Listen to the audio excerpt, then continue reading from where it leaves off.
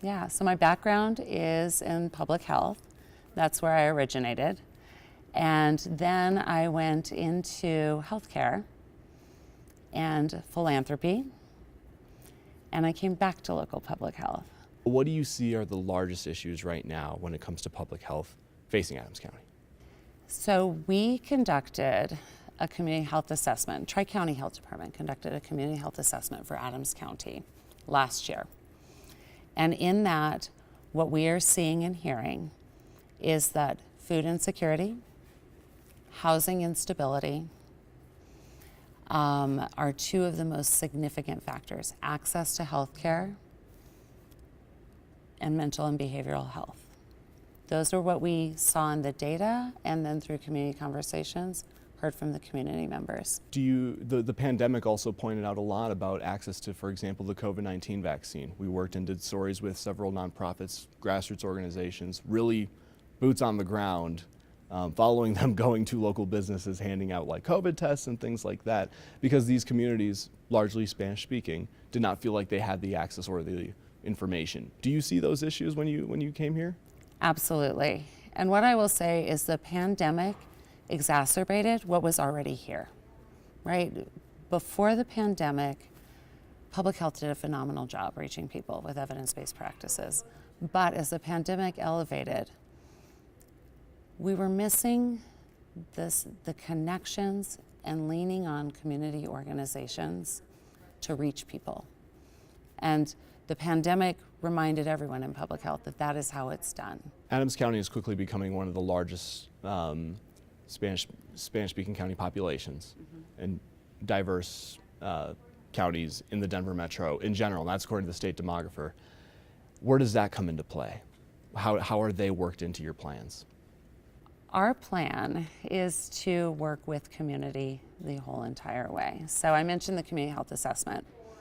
We are listening to communities about what they're experiencing, and then what we know to be best practices can be integrated into their communities with community members. So we are working very specifically with organizations, grassroots organizations in the community, led by Hispanic members of the community and residents in the community, to design programs that are meaningful for them. What I will say is everything is on the table to make sure that we have done a thorough job to hear what needs to be done.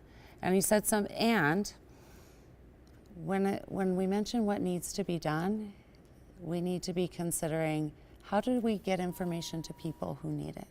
How do we listen to the voices who have traditionally and currently are oftentimes not at the table? Then what are we listening to as far as the plans that we put into place for our community health implementation plan? And it's also, what are those changes that we need to make as the systems that are serving communities? What do we need to change within ourselves to do better? And is that door knocking? Yes. Sometimes it may be us. Sometimes it may be one of the trusted organizations, because there are community leaders out there who know community best, and we're going to listen to them and understand how to reach community the best, so that we really truly do understand how we can design together.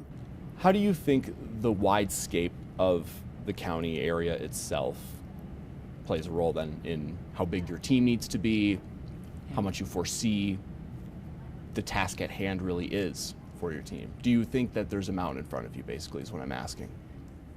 I do not think that there is a mountain in front of us if we leverage the organizations in the community who are trusted. If we were to go to this on our own, it would be overwhelming at first. However, what we know is in every community, there are trusted organizations. And that's where we start. We leverage the strengths of communities. So I love the diversity of Adams County, as you mentioned. We have over 50% people of color. And we have a rural community that experiences disparities with respect to access as well. Very different reasons for that access challenge, right? And so we will have to be learning from all of these community members, going to the trusted sources, learning from them, and then we're going to have to design accordingly. So one strategy, such as I'll take food security, would have very different solutions in rural Adams County compared to in Thornton. And we need to recognize that. And so we'll take the same overall approach and tailor it for each of those communities. And we'll start with what we're able to do in public health also is to use data and mapping to understand where those greatest disparities are. And we can start there, and we learn there, and then we grow and expand. And that's where policy also comes in, because once we've learned, then we look at what are those systems that need to change so that we can make this expand faster and equitably.